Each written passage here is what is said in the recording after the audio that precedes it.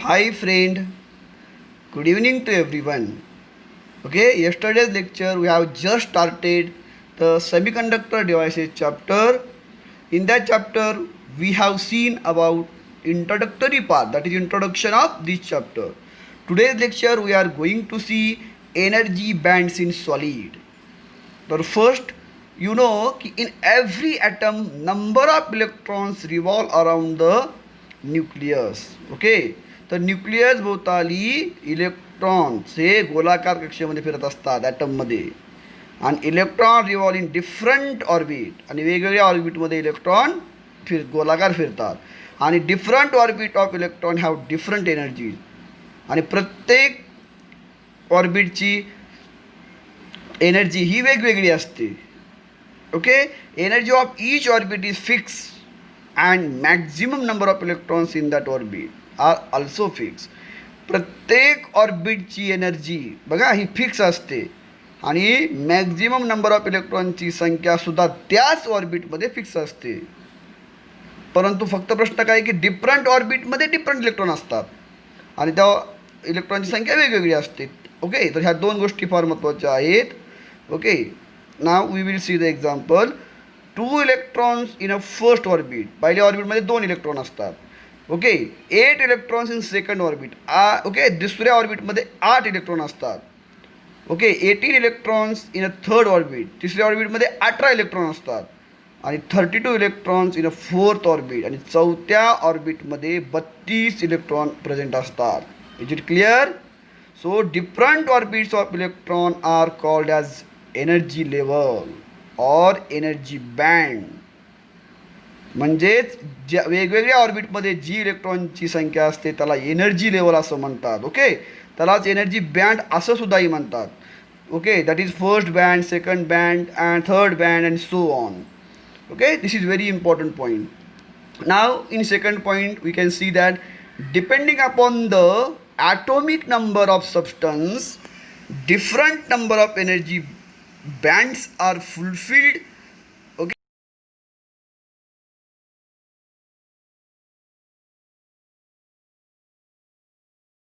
वरून different number of electrons are present in different energy band.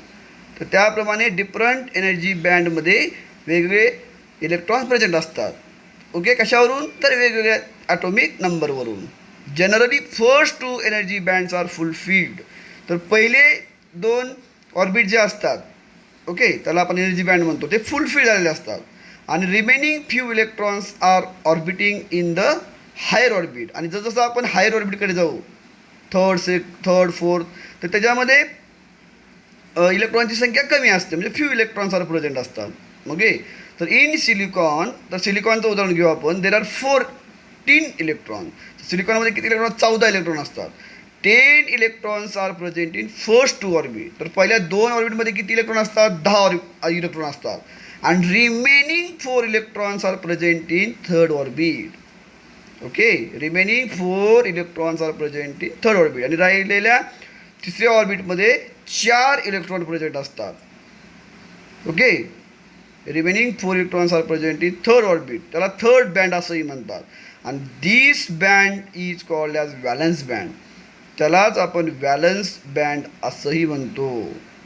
There is one another band above the valence band called as conduction band. आणि अजून एक गोष्ट म्हणजे काय की व्हॅलन्स बँडच्या वरती अजून एक बँड असतो, त्या बँडला कंडक्शन बँड असं म्हटलं जातं. Is it clear? Now third point. As electron move to higher orbit it will loosely bounded with the nuclear. म्हणजे जसं जसं इलेक्ट्रॉन वरच्या कक्षेमध्ये झेप घेतो, जम्प करतो, तसं तसं त्याची एनर्जी लूज होत जाते, कमी होत जाते. आणि when electrons are present in conduction band, आणि ज्यावेळेस हे इलेक्ट्रॉन कंडक्शन बँडमध्ये असतात, they are loosely bounded with nucleus. त्यावेळेस ते न्यूक्लियसची लूजली बाउंड असतात, म्हणजे एकदम फिट्ट नसतात, लूजली बाउंड झालेले असतात. And can flow from one atom to another atom. आणि त्यावेळेस ते एका ॲटमकडून दुसऱ्या ॲटमकडे फ्लो होऊ शकतात किंवा फ्लो होतात. Okay, and due to these electrons are called as free electron. म्हणून ह्या इलेक्ट्रॉनला फ्री इलेक्ट्रॉन असं म्हटलं जातं. These free electrons are useful for flow of current in conductor. आणि हे फ्री इलेक्ट्रॉन त्या कंडक्टरमधून करंट फ्लो करण्यासाठी कारणीभूत असतात और रिस्पॉन्सिबल असतात. ओके, तर ही जी डायग्राम तुम्हाला दिसते energy band in solid are as shown in this figure. Okay, तर बघा ही x axis y axis. Y axis म्हणजे एनर्जी आणि एक्स ॲक्सिस म्हणजे हे वगैरे बघा हे बँड आहेत. तर इथं पहिल्यांदा काय आहे बघा खाली first band, second band, third band, fourth band. Okay, तर फर्स्ट बँड, सेकंड बँड आणि थर्ड बँडलाच व्हॅलन्स बँड असं म्हणतात आणि फोर्थ बँडला कंडक्शन बँड असं म्हणतात. ओके, ही एनर्जी लेवल आहे.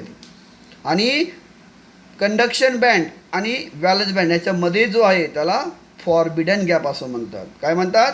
Forbidden gap. म्हणजेच व्हॅलन्स बँड आणि कंडक्शन बँडमध्ये जी गॅप शिल्लक राहतो त्या गॅपला फॉरबिडन गॅप असं म्हटलं जातं. The gap between valence band and conduction band is called as forbidden energy gap. Is it clear? Okay, now to flow the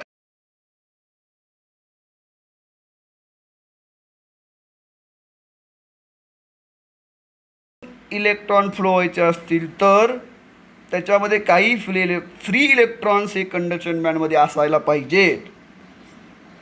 तर in silicon at 0°C there are no electron present. म्हणजे सिलिकॉनमध्ये ज्यावेळेस temperature 0°C असतं त्यावेळेस एकही electron म्हणजे no electron. Okay, एकही electron present नसतो कंडक्शन बँडमध्ये. म्हणून त्याच्यामधून करंट फ्लो होत नाही. Therefore no current flow through it. In silicon, there is energy gap between valence band and conduction band. Okay, so there is energy gap between valence band and conduction band. त्याच्यामध्ये gap असतो. कशामध्ये? Valence band आणि conduction बँडमध्ये. Okay, this energy gap between valence band and conduction band is called as forbidden gap. आणि ह्या गॅपला valence band आणि conduction बँडमधील गॅपला forbidden gap असं म्हणतात. If the energy equal to forbidden gap is supplied to the silicon, then electrons from valence band jump into the conduction band and then current can flow through the silicon. म्हणजे ज्यावेळेस आपण energy वाढवतो किंवा energy supply करतो okay सिलिकॉनला, त्यावेळेस electron काय होतात व्हॅलन्स बँडमधून कंडक्शन बँडकडे जम्प करतात आणि त्यावेळेस करंट त्याच्यामधून फ्लो व्हायला सुरुवात होते. Okay, is it clear? Forbidden gap is silicon is 1.12 electron volt.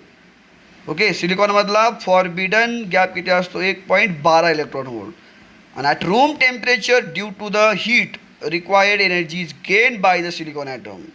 आणि रूम टेम्परेचरला हीटमुळं काय होतं, जेवढी एनर्जी गरज आहे रिक्वायर्ड आहे ओके ती एनर्जी सिलिकॉन ॲटम ग्रास्प करतो. आणि therefore electron move from valence band to conduction band. आणि त्याच्यामुळे इलेक्ट्रॉन काय होतो व्हॅलन्स बँडमधून कंडक्शन बँडकडे मूव्ह होतो. आणि due to this it conduct at room temperature. त्यामुळे तो रूम टेम्परेचरला कंडक्ट होतो. कंडक्ट होतो म्हणजेच काय की इलेक्ट्रॉन हा व्हॅलन्स बँडमधून कंडक्शन बँडकडे जम्प करतो. Forbidden gap is different for different atom. प्रत्येक ॲटमचा फॉरबिडन गॅप हा वेगळा असतो. For germanium forbidden gap is 0.72 electron volt. जर्मेनियमसाठी किती असतो 0.72 इलेक्ट्रॉन एवढा त्याच्यामधला गॅप असतो. आणि last point, electrons in conduction band are free to move from one atom to another atom. म्हणजेच कंडक्शन बँडमधले जे इलेक्ट्रॉन असतात ते फ्री असतात.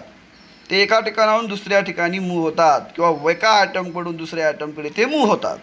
These free electrons are loosely bounded with nucleus of atom. आणि हे जे इलेक्ट्रॉन्स असतात ते न्यूक्लियसची लूजली बाउंड असतात आणि लूजली बाउंड असल्यामुळे ते कुठेही मूव्ह होतात. Okay, in absence of electric field these electrons are always in random motion. आणि ज्यावेळेस इलेक्ट्रिक फील्ड अप्लाय केली जात नाही किंवा नसते त्यावेळेस हे इलेक्ट्रॉन रँडमली मूव्ह होतात, इकडून तिकडे कसेही मूव्ह होतात. Okay, on the surface of conductor, त्या कंडक्टरच्या सरफेसमध्ये कुठेही ती मूव्ह होतात. आणि when potential difference is apply to the conductor, आणि ज्यावेळेस पोटेन्शियल डिफरन्स त्या कंडक्टरला अप्लाय केला जातो, these electrons can flow in the direction opposite to direction of applied field. आणि ज्यावेळेस पोटेन्शियल डिफरन्स अप्लाय केला जातो त्या कंडक्टरला, ते इलेक्ट्रॉन काय होतात, फ्लो व्हायला चालू होतात. म्हणजे direction opposite to direction of apply, ज्या दिशेने फील्ड अप्लाय केला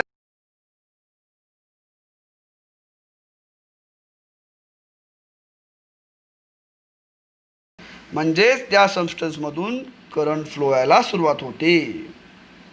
okay, so we have completed energy band in solid. Okay, is it clear?